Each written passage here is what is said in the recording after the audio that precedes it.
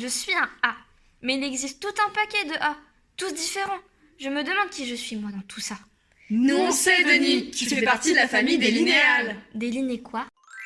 Des linéales. D'abord, intéressons-nous à son étymologie. Linéal provient du latin linealis, de linea qui signifie ligne. Maintenant, un peu d'histoire. Nous sommes au début du XVIIIe siècle et la typographie se perd dans les arabesques de l'Art nouveau. Mais en 1889, c'est la rupture. Le fondeur allemand Berthold sort sa propre police de caractères Accident grotesque. Simple et sans artifice, elle sera un grand succès. Les fondeurs allemands tels que Behrens, Ekman, Ekme ou Bernard se mettent au service de l'industrie, pensant qu'art et commerce sont complémentaires. En 1927, Rainer sort Futura, un succès énorme considéré comme le caractère de notre temps. À partir de là, tous les fondeurs créent leur propre typo. Cependant, en 1933, les nazis alors au pouvoir réintroduisent les fractures, détruisant la norme que représentait le sans-sérif. Mais l'histoire ne s'arrête pas là. Après la guerre, on retrouve nos chères linéales avec la création de l'ONU, plus universelle et désormais omniprésente. C'est bien joli tout ça. Mais du coup, je sers à quoi? Viens encore là. Tu sais, tu as plein de qualités. Le but du linéal, c'est d'aller à l'essentiel. On se détache du superflu, on fait table rase du passé. Regarde, et fais pas attention à eux là. Waouh! T'as vu ça? Sacré changement, hein? C'était aussi surprenant à l'époque. La graisse des caractères est d'un coup uniforme, les plats et les délais sont égaux, ou presque, et ciao les empattements.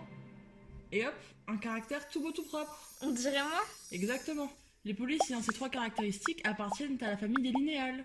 Elle fait partie d'une des grandes familles de caractères inscrites dans la classification Vox Atypi, créée par Maximilien Vox, en 1954. Elle permet de classer les polices de caractères en les répartissant dans ces fameuses familles, comme celles des linéales, qui sont également appelées les polices sans sérif ou les polices bâtons. Vos papiers, s'il vous plaît. Non, pas celle-là. Mais je suis super fade en fait. Alors là, je peux pas te laisser dire ça. Les linéales sont indispensables et je vais te montrer pourquoi. On sépare les linéales en 5 catégories. Les grotesques. Tu te souviens de Berthold, l'inventeur d'accidents grotesques? Il a conçu les caractères puissants et compacts qu'avaient besoin les affiches, comme celle-ci. Ah non, pas celle-là en fait. Les humanistes, à ne pas confondre avec les humanes, rien à voir avec les linéales à part leur côté calligraphique. Les géométriques, apparus avec le mouvement moderniste, comme Futura, tu te souviens? Les rationnels, influencés par le style international des années 50 comme la police univers de Frutiger et le schéma de construction de ses 21 styles d'origine. Et les mécaniques, à ne pas confondre avec les mécanes. Elles sont plus expérimentales et développées à partir d'une grille qui restreint le dessin sans qu'il soit envisagé de le corriger. Et voilà, on a fait le tour. Mais si j'ai bien compris, les linéales sont simplistes et sans saveur. Alors ça veut dire que je le suis aussi? Quoi? Mais non, t'as rien compris. Elles sont indispensables. Réseaux sociaux, sites internet, emballage, signalétique et les logotypes.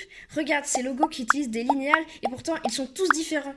Grâce à des jeux de corps, de couleurs ou d'interlignage.